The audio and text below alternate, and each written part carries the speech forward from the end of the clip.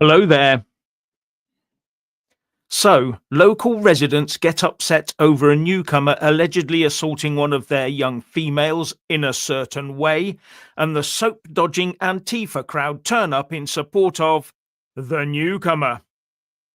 You just could not make it up. The mental gymnastics that these lefty woke anti UK types must go through to be able to freak out at local people being worried for the safety of their children is mind boggling. A group of concerned locals protested outside the Bell Hotel in the Essex market town of Epping.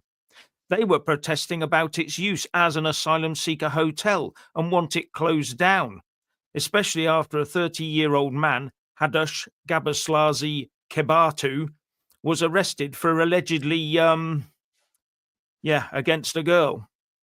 Ongoing case, allegations, don't speculate, don't, well, you all know the rest.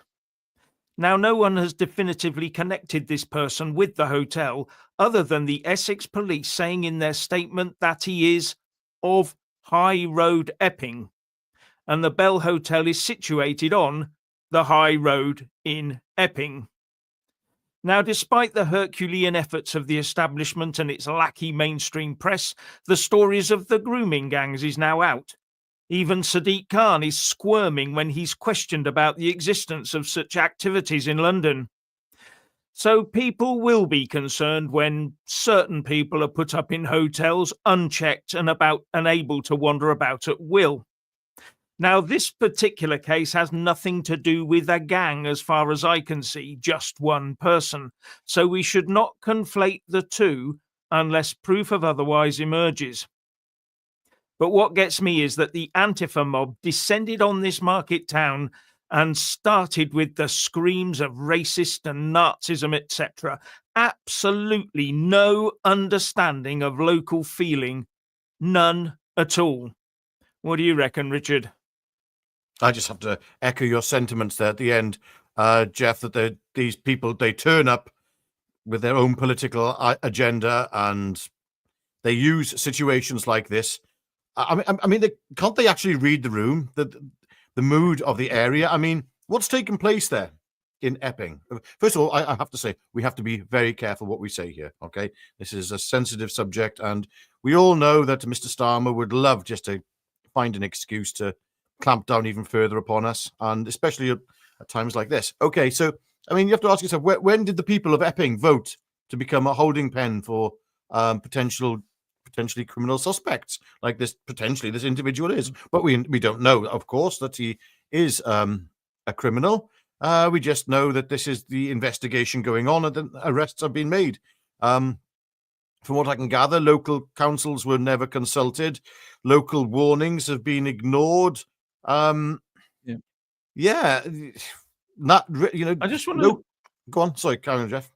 I'll just show you this little video here. This is, I've turned the sound off, but you'll see that there on one side there is a group of the protesters at the hotel at this particular place, and on the other side, with the police in between, are a few of the Antifa types. It's not a large gathering, although I will say other videos do show an interaction between the two at some stage. Yes. And people's tempers are flaring, and the locals were pointing. I'm not going to show you that one. We're pointing at the Antifa crowd and calling them all sorts of choice names about what goes on in the groomer gang type sort of setups. Anyway, you'll see this now here. So you can see the protesters are there, whipping around quite quickly on the camera, and there's the police and the few Antifa on the other side with the police car, and there's the actual establishment itself. So you get an idea of the size, although another video, as I said, shows a few more people, I think, and some sort of interaction, which you'll have to find for yourself. Someone didn't come off very well out of that. Yes, I saw that, Jeff. It was very unfortunate. But what I have to say, Jeff, here is that what we're looking at is a group of people who turn up. They're just they actually think they are doing something good. Okay, these Antifa mob, right? These anti-racist. Apparently, they're anti-racist. It doesn't matter about white young people in this country getting. Nope. No, that doesn't matter. According to these people, no. That's just part and parcel of the cultural enrichment, apparently. But these people turned up. I mean, we don't actually know. We don't know, as I said, whether this person is guilty or not. So we have to be very careful what we say. But the people who turned up in Epping, the locals, the residents, seem quite convinced of it for some reason. Can't think why. Couldn't speculate on that. I mean, at the end of the day as well, there's Home Office negligence here. I mean, the government, they knew that these placements were potentially dangerous, but they just do it anyway. Councils had flagged the hotels as unsuitable. The Home Office refused to act until a woman and a teenager were apparently assaulted, according to the charges.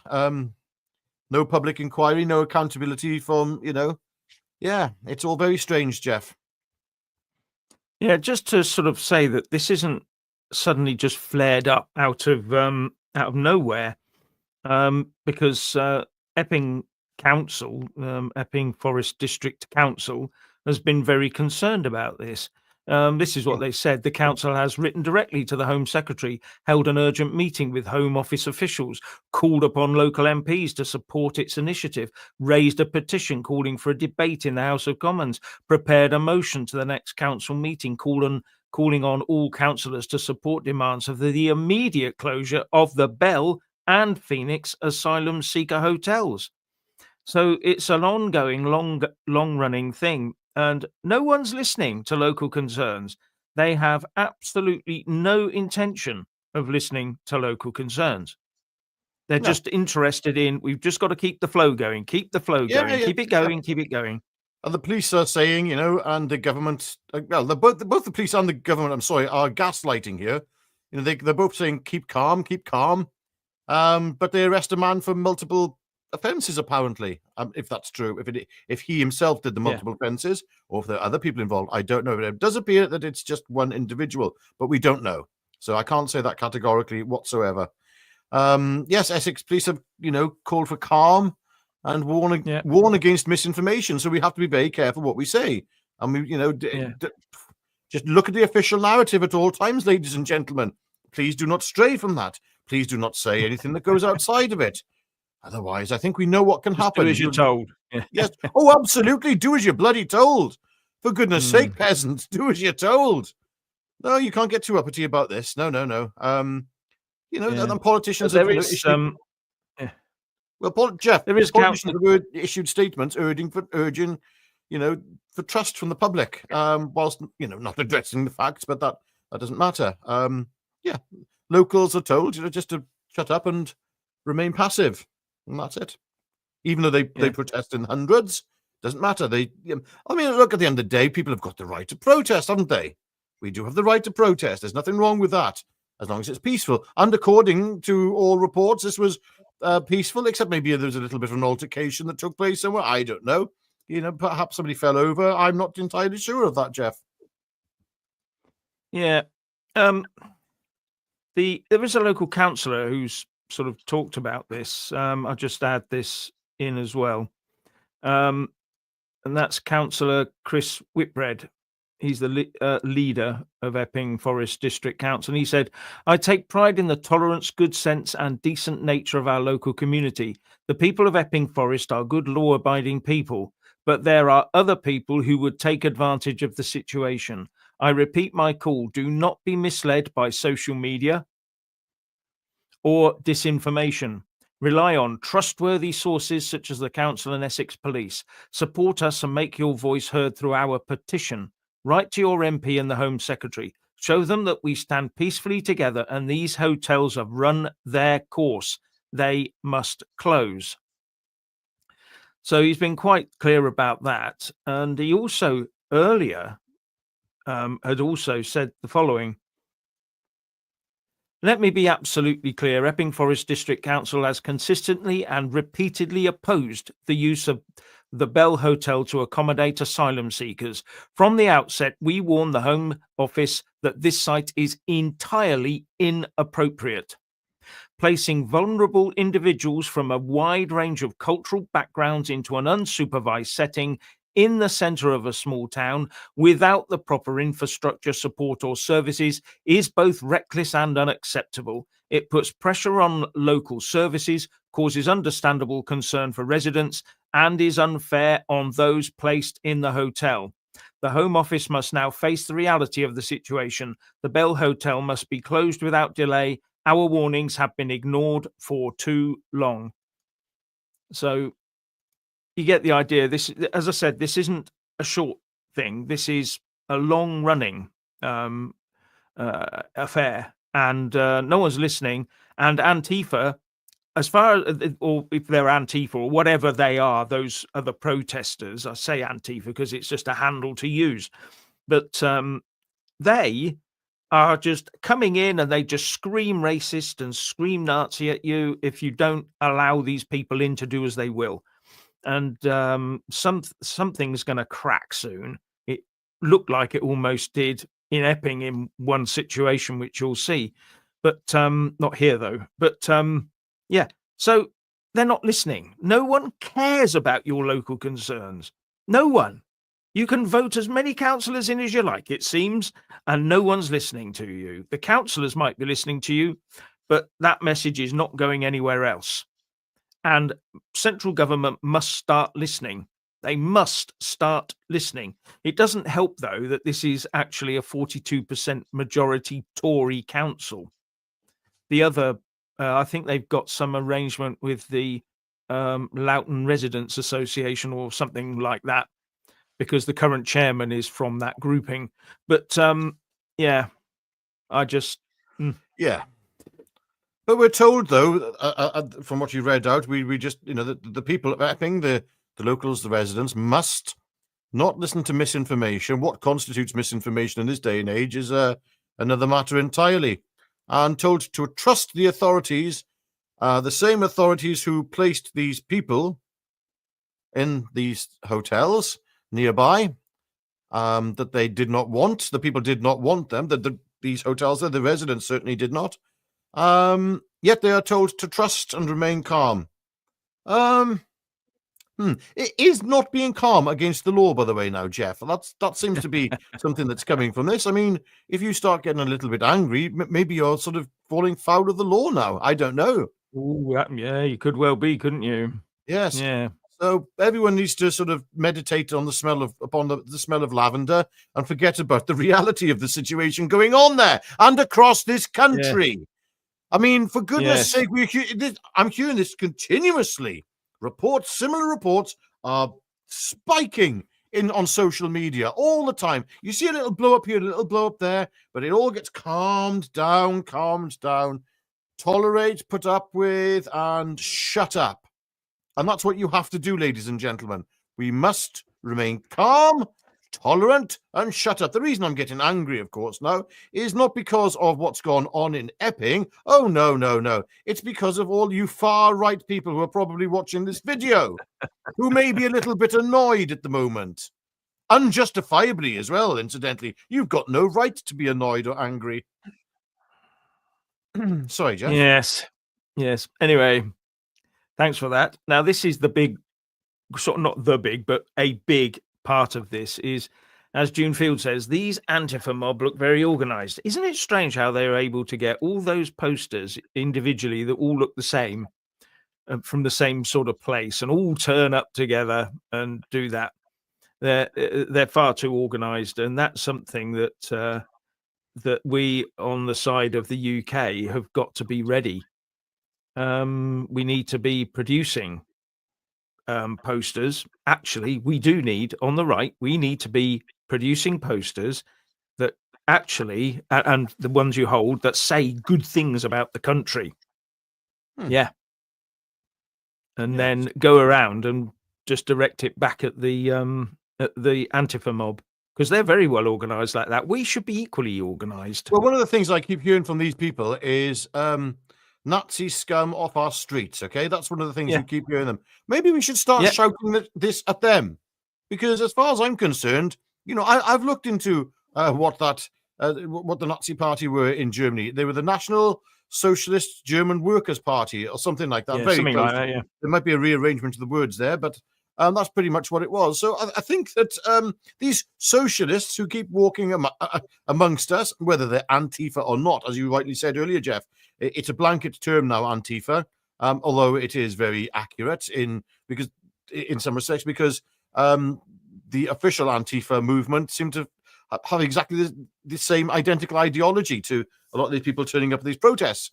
But by the time we started saying, Nazi scum off our streets, go on, fascists not wanted here, because that's what these people are. Most of us are good, decent, hardworking individuals who simply want a quiet life and lack of state intervention. I mean, I was researching last night the difference between socialism, communism, I should say, and the far left and the far right. There's nothing in it. The difference was Hitler took a look at the situation and said, okay, we're not going to put everything into public ownership. This is a little bit of economics tweaking. We won't take everything into public ownership, but we will control everything. We will control the capitalist system, like with an iron hand, with an iron rod, sort of thing.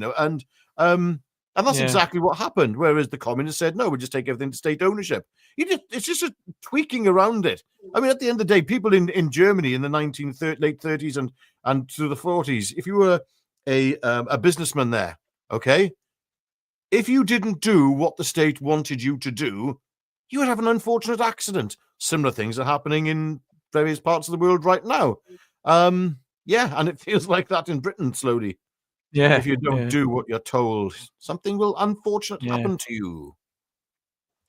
Yes. Now, I'm just going to put this up because Jeff Radcliffe says, seen your speech, Jeff, little clappy hands. Because I was at the Southampton New Culture Forum Locals event on Saturday, where I filmed a few speeches, my own included. So, and those are the last 3 videos, not live streams, but videos on the channel. Now, one of them, which has sparked a lot of interest, is the one by Stephen Barrett, a barrister, who came in and basically told us the law was all effed up and that it was bloated and it was in an awful situation, and he explained everybody who tries to explain law to you, you get confused. He just laid it out simply. If you want to know why the law is failing in this country and failing ordinary people, you need to watch that video. Absolutely. I was just sat there going, oh, so well explained. Oh, yeah, it's brilliant. I couldn't have done it. You did a good job as well there, Jeff. You did an excellent speech. Yeah. But this is very much sort of keeping on point here. The law in this country, the way that society is organized, doesn't seem to be helping the people. Okay, the what we'll call the indigenous people of this country. And it sounds, just saying indigenous sounds like a racist comment. Well, it used to be racist. These days, actually, it's like Africa has indigenous people, India has indigenous people, but Britain, oh no, Britain can't have indigenous people. It's racist to even think that. I know. The indigenous people of Australia. Oh my goodness, who are they? Well, the Aborigines people. They are the indigenous people of that area. But if you say it about Britain, especially, if you say it about England, oh my goodness, you're far right Nazi. That's all you are if you say that about England. That's disgusting. What's happened here, Jeff, is beyond words. But as I said, it's about time we started, if there are these protests going on, these counter protests, or whatever protests these far lefties go to, we need to be there saying, Nazi scum off our street, because that's exactly what they are like. Fascist scum off our streets. Say it back to them. Racist scum off our streets. It might as well be said back. It might as well just, I'm not saying to do it in an aggressive way, but it is just simply to use the same terminology that has been thrown towards us. Decent, normal Brits. Oh, I'm not normal, okay, but you lot, anyway. We know that. We realized that ages ago. Don't worry about it. Thanks, Jeff. Yeah. Now, Ian Palmer says they won't listen until it comes to their door. Yes, that's a point. Most people in certain areas of the country, the leafy places, they read this stuff and go, "Oh, that's a load of rubbish," and they go out, open the front door, look out, like, no problem here, so we can continue to vote for Lib Dems," that sort of thing. If it hit them, like it's happening in some places, a lot of people would be changing their mind overnight. Yeah. Yes. That's it. I mean, you find a lot of these liberal areas, but you also start to see their vote changing as well. That's one of the things. It's like South Wales valleys in South Wales right now. It looks like Reform is sweeping the board there, and Labour are, they're in free fall. All right, Plaid Cymru's got a good foothold. It still and will do in the Welsh-speaking heartlands of especially in North Wales, and that's understandable. And to be honest with you, I don't think in North Wales they will tolerate things quite as much as, especially on Carmarthen. One of the things I love about Carmarthen is they don't take any nonsense there. Oh, good grief! Yeah. No. And the same, and I got to say, same in the South Wales valleys now. They're not taking any nonsense. I know what they're like in the valleys, and yeah, I won't say any more. Yes, there's a lot of theories, shall I say, in the comment section that I'm having a look at. Can't put them all up, but yeah, and there's different ideas about who's funding the non-governmental organisations that sort of seem to back all of this. Some are George saying Soros, it's you mean? unions, some say it's Soros, some say it's Israel. The usual suspects. The way I put it is, this is Britain. We voted in a government to do a specific thing. If they're not doing it, we need to be rid of them, and that's the end of it. So yes. Good one here. Comment here, Nick Tanconi. He's the only one strong enough to say it how it is. Well, I will say that I've got so much respect for Nick and everything he's doing. I don't personally see it being the political vehicle for change, but my goodness, he is what he's saying is brilliant and he's spot on. But also, we need to look at Ben Habib, because Ben Habib is coming out and saying some pretty interesting stuff. I mean, you need to watch that interview between Liam Tufts and Ben Habib. It's fantastic. And that'll let you know exactly where a viable political alternative could be. Because right now, Farage is saying that, well, he seems to be saying that he's more left-wing, it appears, than most of the country when it comes to immigration. He's not interested in, when it comes to deportation, we'll say. Yeah, it's quite good because Liam Tufts is doing a storming job at the moment, and he actually recently, I don't know if you've seen it, he's actually interviewed Nick Tanconi for the second time. Oh, he's done another one. He's done another one, and it's a great interview. So don't switch off yet. You can wait until we finish, and then you can go to Liam Tufts. Yeah. Rosemary, I'm getting more peed off with each passing day. Yes, absolutely, Rosemary. I share your sentiment completely. I think, but we have to remain calm. Okay, just remain calm. Be calm. Shh. Yeah. Richard, I totally agree with you. Oh dear, there must be something wrong with you if you do that. Yeah, I know. That's why I put it up. Thank you. Yeah. Yeah, I know. It's just what are we allowing to happen in our country? How many of us have actually written to our MPs? Actually, why bother? I used to write, but you don't get a response unless it's a pre-canned one or no response at all. They can't sort of do it individually. Yes, the men of this country and the women of this country must not unify, must not come together, and must not take matters into their own hands. That's the important thing. We need to trust the authorities and do exactly as we are told. Okay? Because trust the process. I don't know what's the matter with you people. I read all these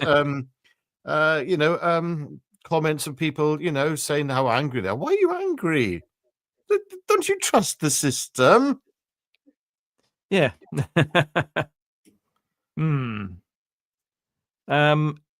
John Howard says this is all by design. They want civil war so they can section society into 15-minute cities. It will be for your own safety.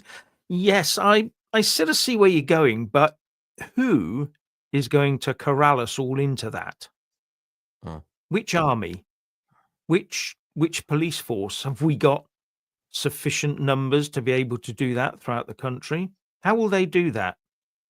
And are they going to do it by sort of just nudge, like the pandemic nudge units, just get everyone to obey? I'm not sure that will carry much weight nowadays. I think people have had enough of all that sort of stuff. And in fact, the nudge units are only effective if they go through the mainstream press, if everybody is reading the mainstream press.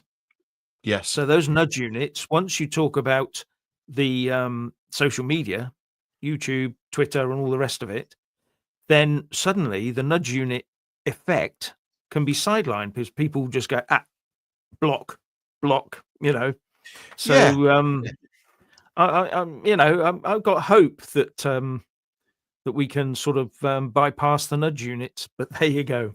Jeff, the thing here is though that most people now, especially watching this channel, have no faith or trust left in the mainstream media, and what they do is, like we do, to be honest, you read the newspapers because then you can understand how we are being psychologically corralled, the drip feed of information, and how they wish to control the masses via this system that is completely collapsing. So it's a counterintuitive observation when you read the newspapers, when you read the Daily Mail, the Telegraph. I know we quote them, but we have to, because this is the information being presented to us. And there are other sources we could use, Jeff, except unfortunately, because they're not official, we would get accused of misinformation. One of the good things that you ladies and gentlemen don't realize about Jeff, though, is that he will actually go a little further than most, and he will go into official stats and find the uncomfortable truths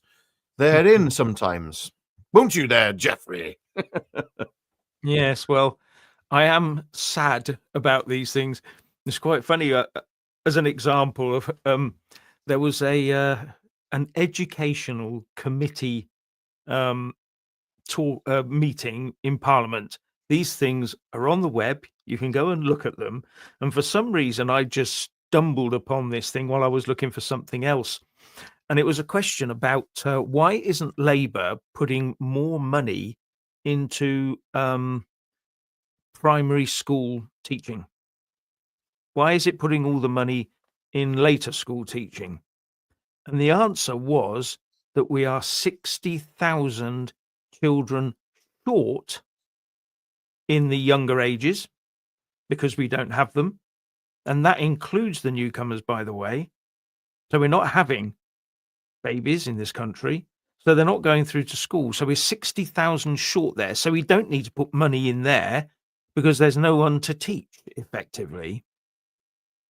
So you sort of think, whoa, has the birth rate drop in this country been so bad? And that even though we import people, we're still not having children at all. And you've got to sort of think about this. Yes, but you can't blame the next generation. First of all, they can't afford a house, they can't afford rent, they can't afford to exist in this country. And then, would you want to bring, after what we're seeing happening in Epping and in many other places, would you actually want to bring children into this kind of country, into this world? You know, our streets are not safe anymore. So if you want to raise the birth rate in this country, there has to be complete tax breaks for families that have children. You know, you don't pay tax effectively up until you've finished raising children. Well, not problem. That might be a bit stretched too far.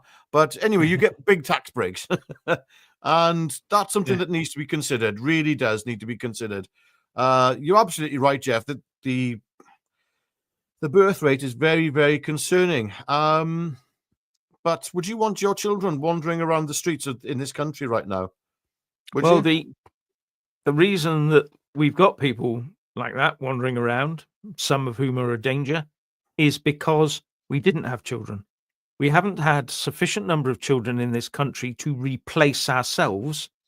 So if there was no immigration and no emigration, we would actually be reducing in size. Our population would be going down all the Mhm. time, contracting, but Oh, not yeah. contracting at the top, the old age, contracting at the bottom, Yeah. where the youngsters come in, the taxpayers, the future Yeah. doctors, the future teachers, and all the rest of it. So Again, though, that's how one of the that's issues what's is happening. affordability. They can't afford to live in this Yeah, yes, society. It's absolutely yes, but impossible. if Try raising a child, being a young person today in this society now, and have the amount of money that you require to be able to raise a child. It's not possible. It really isn't. I've got but it can family be, members. Well, it could but it can be. it could be. There needs to be things Yes, done, but there's no political will to do it. This is the problem. It's been on but for so many years. Predates Labour, and in fact, it goes back to probably the last Labour. You know, the under Blair and under Brown. 1970 1973 was the last time we had replacement birth rate. Oh, there you go. 1973, Yeah, over 50 years ago. yeah, And because they foresaw this, the United Nations brought out a report in the year 2000 called Replacement yes, Migration. yeah, yeah, That yeah, is, it's a real thing. yeah, And in it, they say that because you can't be, you're just getting older, and you must import people, and that's what yeah, this report said, and that's what the whole of the EU, the UK, Joe Biden in America, they've all been doing. Because we have to import people. Oh no, what we do is we start bringing back family life, having husbands and wives. Ooh, yeah. with Oh, hang on! Don't children. say that, Jeff. It's racist. I don't mean transphobic. I mean, I don't know what it is, but it's bloody out of order. Whatever it is. But I'm Yeah, but the thing sorry, is, as but well, look at this replacement. I mean, I'm not so sure that I'll come back to you on that one about the reason why we've got such high immigration is another matter entirely, which I believe is linked with the let's just say the way that they interact with the economy. Okay, and yeah, that's another matter entirely. But yeah, the problem that with the current system of bringing lots of people into the country is you've got mostly young males coming into the country. Okay, now young males who, to be honest with you, not many of the indigenous population and ladies are very interested in. That's the thing. You got all these men coming in with values that are not mm, compatible with our own in this country, and all of a sudden they're wondering, well, why aren't the ladies interested in us? You know, they don't understand it. Oh well, there we go. So that's not going to. So this yeah, replacement of population what did Dr. David Betts call it? Downgrading, I think he called it. Downgrading yeah, of the indigenous population. I believe that's the issue with that is that you're not going to see any higher increase in birth rate with this. If you're just downgrading the population, bringing men in who women don't want to get to know very well. yeah, Yeah. Who'd have thought it, eh? yes, yeah, I get that. But the trouble is that we've lost sight, haven't we, of what life is actually about, and all the rest, and Yeah. we've lost all spiritual beliefs or anything. Yeah, Uh, totally. John Pierce says, "I was told in the 80s we were overpopulated, only have 2 kids." Yeah, my replacement birth rate is 2.11. The 0.11 is for child, deaths and all that sort of thing. So you generally, without emigration or immigration, 2.11 replacement will keep your population relatively steady. Ours is now at 1.5, so every generation is 25% smaller than the one before it, and that is going down. It's continually going down. But people who say, "Oh, just import people," it's going on throughout the world, especially in the developed world. America's the same. France, Italy, Germany, all their birth rates are low. Why do you think, what's her name? Was it Merkel brought the million in? She could see ahead. The government can see ahead. What they don't want you doing is upsetting the GDP apple cart. They want you all at work all the time, Mm. working, working, working, lots of GDP, and then import people as we need them. But the trouble is that we're not having children, so we're having to import more and more people. If we haven't got enough school children at an early age right now going through the system. When they get to the age of 18, there'll be too few of them to do jobs that we need done, even with AI. So anyway, that is a big problem for us, which I keep going on about. But yeah. And Vicky Watson says, I had 4 children. I was called selfish.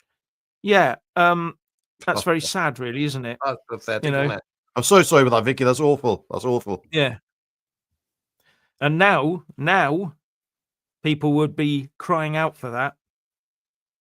In fact, there is a lot of talk in government. If you look carefully, they're now beginning to feel that. They're now thinking we should be having more children. And part of this, the 2-child cap, if you can't afford to have children, don't have them. Well, people can't afford to have children. So when we get older, there'll be no children to train as doctors. So when you go into a hospital as a doddery old person, there'll be no one there, no nurses and no doctors to look after you, because we didn't have them 20, 30 years ago to train. So we have to import them. But yeah. Well, the thing is, Jeff, you did mention it earlier, AI, and it is the elephant in the room. If AI's progression continues as is, within 5 years, we could be looking at a very, very different world. There are already factories now, I believe, that Elon Musk is using for his Tesla factories. He's using robots replacing humans, and it's happening more and more and more and more. They will be soon replacing doctors and nurses and teachers. There's a school in America, I believe, it's an hour or two. I think it's in America, it's either America or Australia. An hour or two of the day is where the children are taught by AI. That's happening now. So your doctors, your nurses, your teachers, everything, it's not going to matter. You see, but what we are looking at then is the dying out of humanity period, not just through birth rates, but through transhumanism. It's scary stuff, but it does give you an idea of the times we're living in, we'll say, which if you're a Christian gives you a bit of hope, but that's another matter. That's another conversation. I think someone's watched a previous video I did, Yam's physical catalogue of media. Thank you very much. Yes, I did mention that, I think, didn't I, at some stage in a video? Yes. Yes, that's one of your better lines there, Jeff, I got to say. Fair dues. Yes. We'll have no more of that. We're a serious channel here. Absolutely. Well, we do occasionally veer off, but, yes, we do. Yes. Yeah. Evelyn All says, or Evelyn All, yes, the wages need to rise so people can afford children. Yeah, it does. At one stage, it's quite funny. If you look at a country like Yemen, they used to have a birth rate of 8 per female. 8. Birth rate of 8. So, and the reason they had that was because a lot of children died. And in countries like Yemen at the time, you rely totally on your family. So you want your children to love you, to look after you when you're old. Yep, that's sort of how families used to work. What was that American one? The American family that lived in a big house with granddaddy and the Waltons. Just like that. So the young ones look after the old ones as they go over. Yeah. Now the Yemen birth rate has fallen to about 5, I think, in the last few years. So they're going down because the survival rates for children is going up, and also people are, women are now finding out they don't have to have children. Just don't have to have children because the state will do it all for you. You get old, the state will pay for you to be old. And parents, and not just women, but parents are finding out that, why do I need children? But that's sad, really, because we were told to go forth and multiply, weren't we? Yeah. Yeah. Anyway. Here's one from Daz UK. I had 4 kids without benefits as I worked, but it would have been better to claim benefits. As adults now, none of them claim and all work. Right.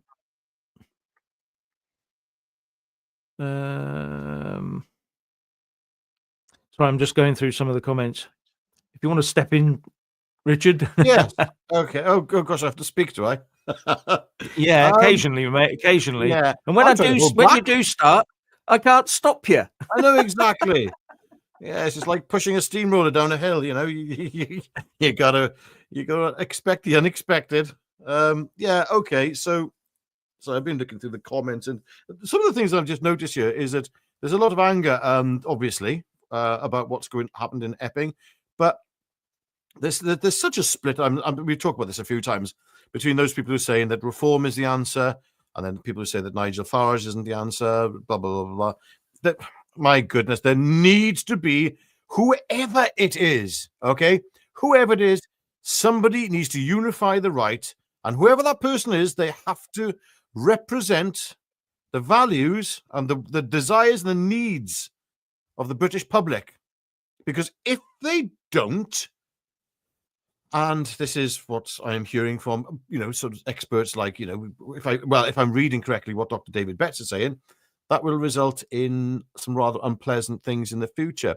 You can see things are kicking off. I mean, we shouldn't forget what happened in Ballymena, in Northern Ireland. We've got to remember that things have already started, that you can see that fracture point starting to really crack within society.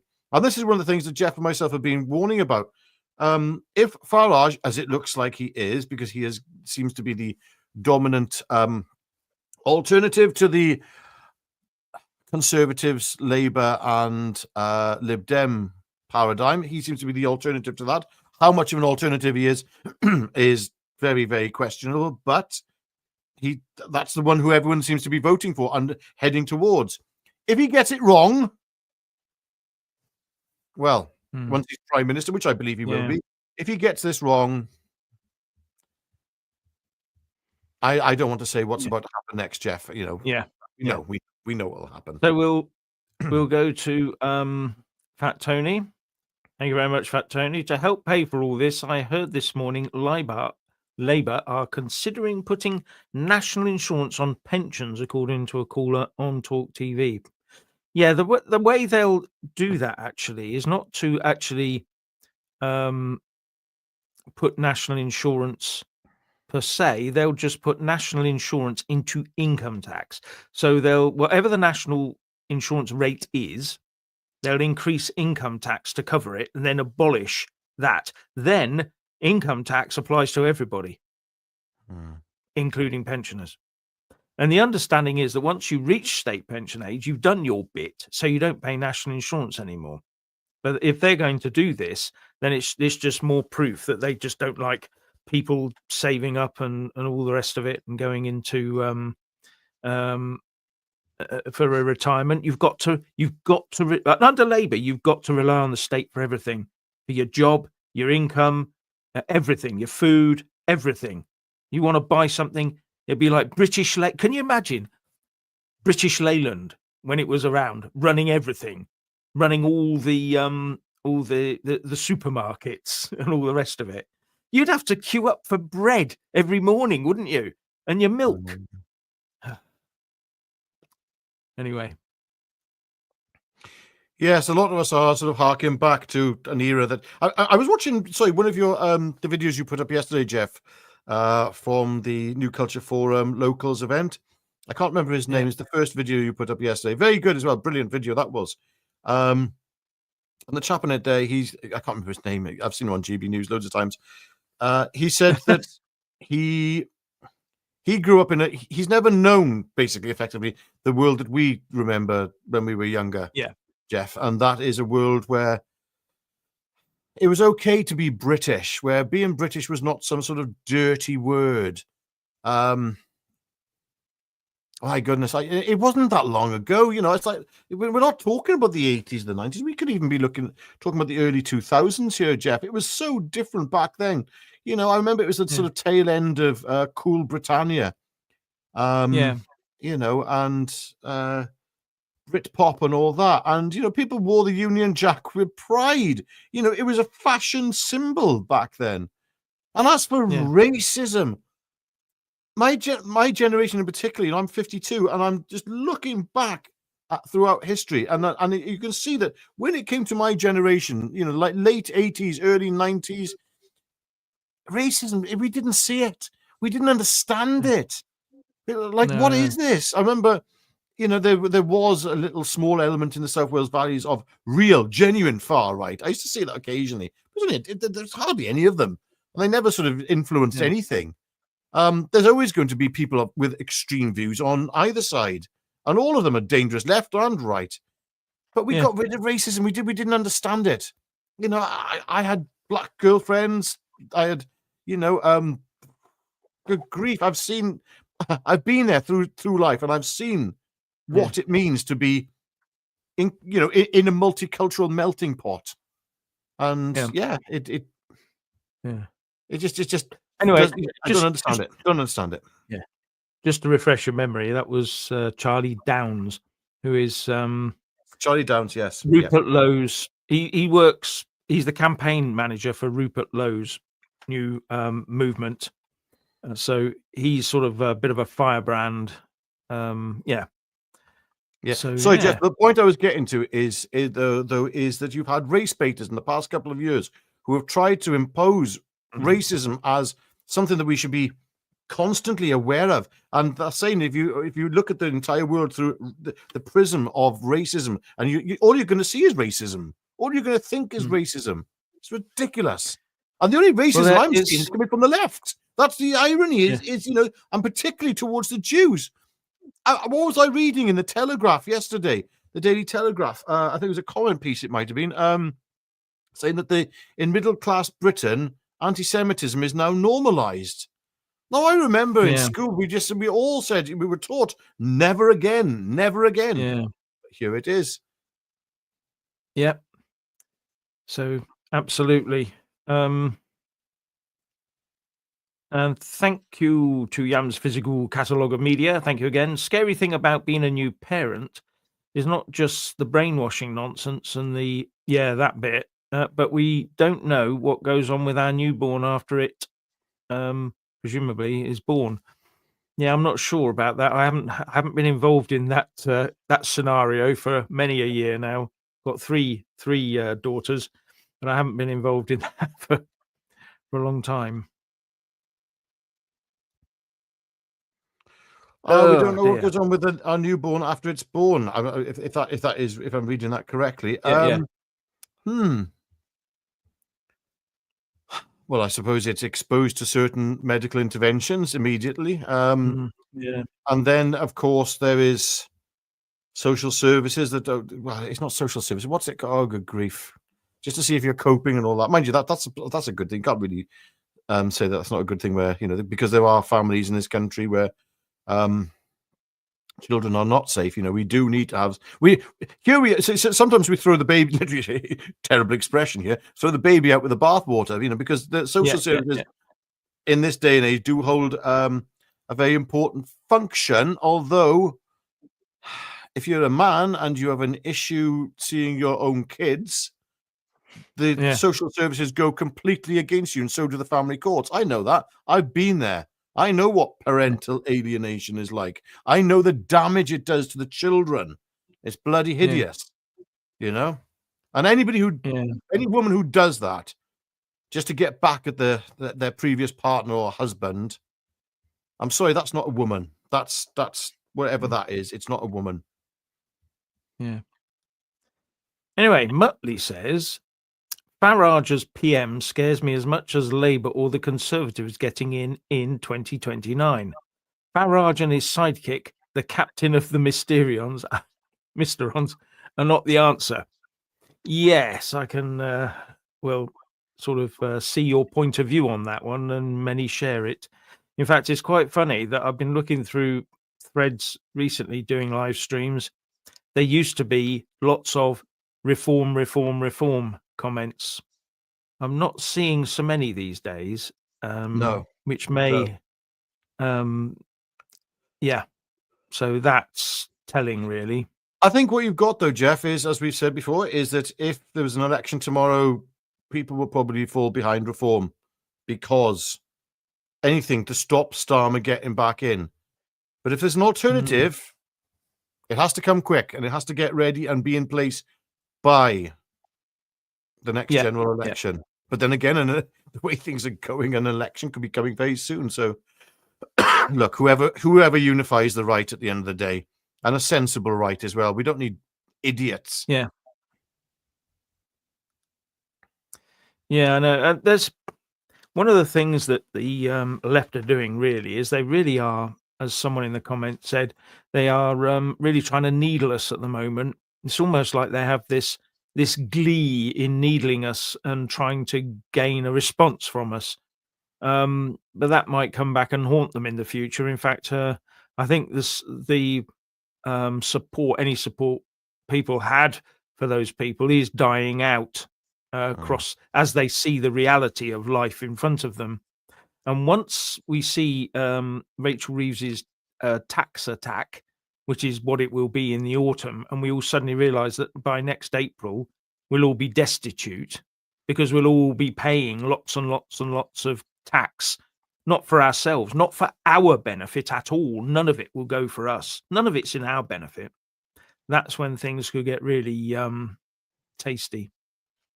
Sorry, that's just something just cropped up on you. A comment here by Gary Warren. Ursula fond of lying. That's such a great. Yes. Sorry, that's really brilliant. Yeah, and this is one thing that might grow is the homeschooling. But see, Labour wants all children to be fed through the exact same sausage machine of education. That's why they got rid of private schools. They don't want them learning things that might make them successful. They've got to go through the indoctrination that your parents are awful, your country is awful, you must shut up in a corner while we restructure everything around you.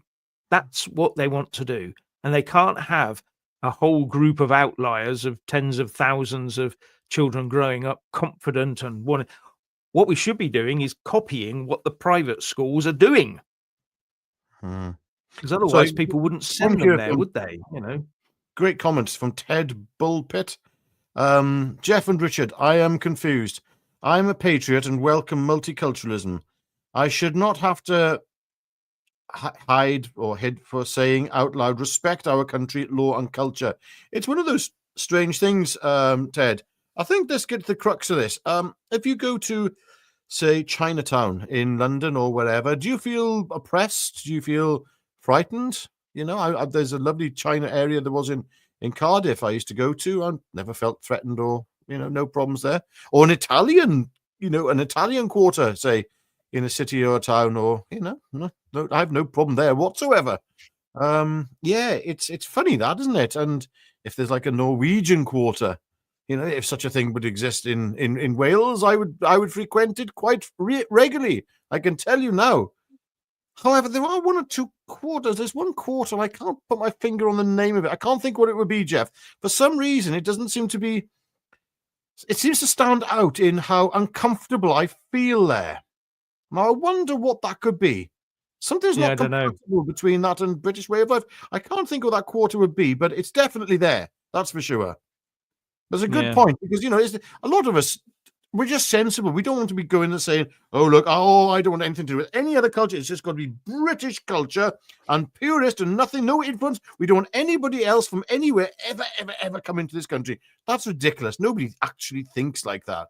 But what we're talking about here is integration. And there does seem to be a quarter of this country, a certain demographic in this country that has no intention of integrating and seems quite hell-bent on destroying it and taking over. And I can't remember the name of it. I think it's the far right. Jeff, far right. I'm on about the far right. Yes, it's those pesky far righters. That's who it is, yeah. As Carl Thomas says, ice baby. And of course, that would be a reference to the US immigration control people going in and sort of removing people, and the lefties are getting all upset. In fact, that's really quite a big tinderbox out there. That could really go at any moment. So, yeah. Someone says they don't trust reform either. Moonlight Sonata. Yeah. So, yes. It's the situation of who do you trust? I don't know who I do trust. I do trust Ben Habib. I have to say, right now, I'm trusting that man. And I also trust Nick Tanconi because he wears his heart on his sleeve. I don't think he's electable. which is a great bloody shame. But Britain's not in that place right now.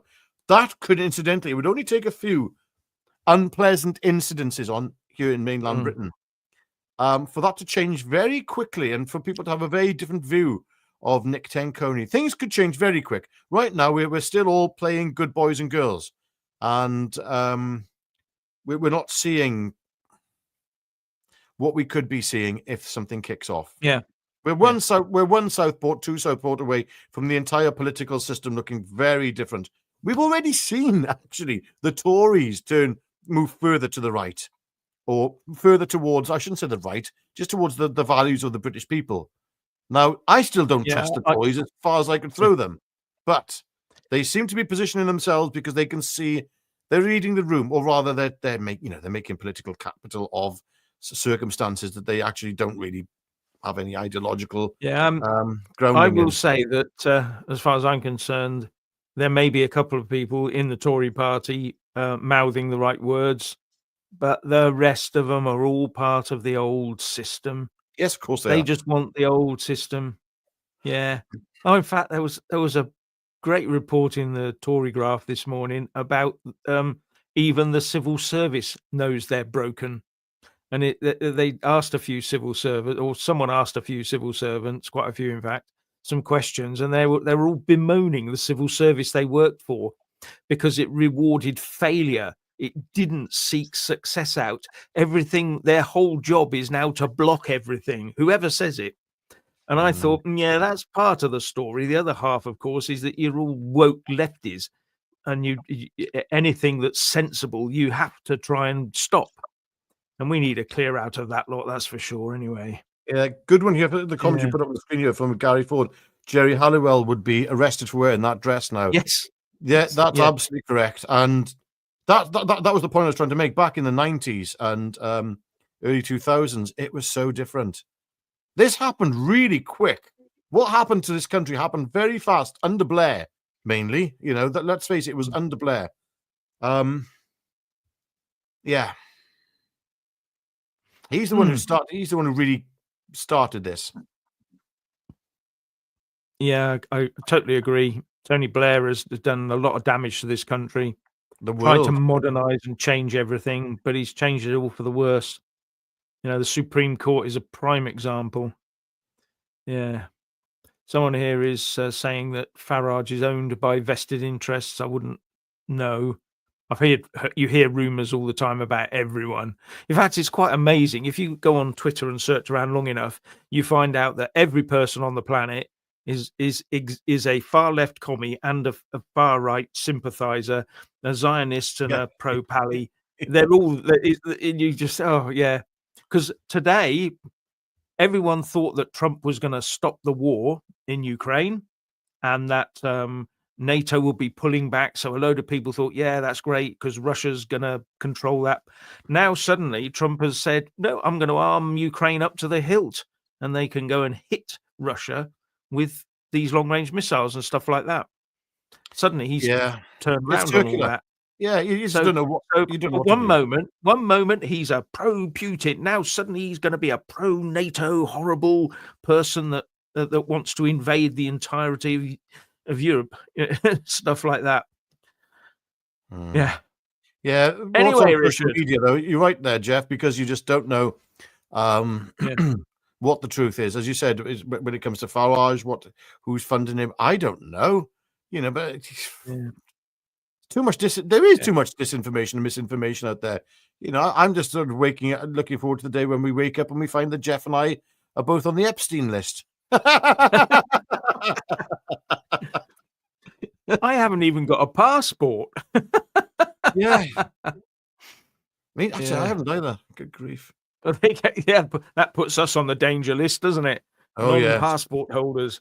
Whoa, that means we're even more unidentifiable. Yeah. Prove who you are. Paper's bitter. Yeah. Anyway, Richard, I think we've reached our allotted slot. I've got to go and eat. Oh, yes. Well, ladies and gentlemen, thank you very much for watching today's video. Yes, you know what I'm going to ask you to do now. You press the like button. Yes. Right. Let's see if I can. No, I can't hypnotize you. I'm no good at it anymore. But you press that like button anyway, whatever you do. And then you press the subscribe button. You choose the all option. If you do that, you get to watch a video each time we put one out. And you get informed of it. I know. It's magic. Anyway, and the other thing, if you really enjoyed what we did today, please become a member. You can do it. You can sign up on the YouTube, or, become a member to the YouTube channel. You just sign up using your laptop, your Android device, or your desktop. For some reason, iOS, Apple, mobile phones and iPads, it seems very difficult to do. Yes, there's a conspiracy going on there. But anyway, please do that. And thank you as well to everyone who supports us on Patreon and all you lovely people who make, do the super chats. It does thank you. help us keep the channel going. End of. And we're probably going to see you later on tonight, aren't we, Jeff? At about 6 p.m. Yeah, about 6, just after 6, something like that. Hopefully, we'll be there with either a video or a live stream, one or other. Hopefully, I think it should be a live stream, Jeff. There we go. Yeah, it should be a live stream. Yeah. And on that note, it's a goodbye from me. And it's goodbye from him. Goodbye.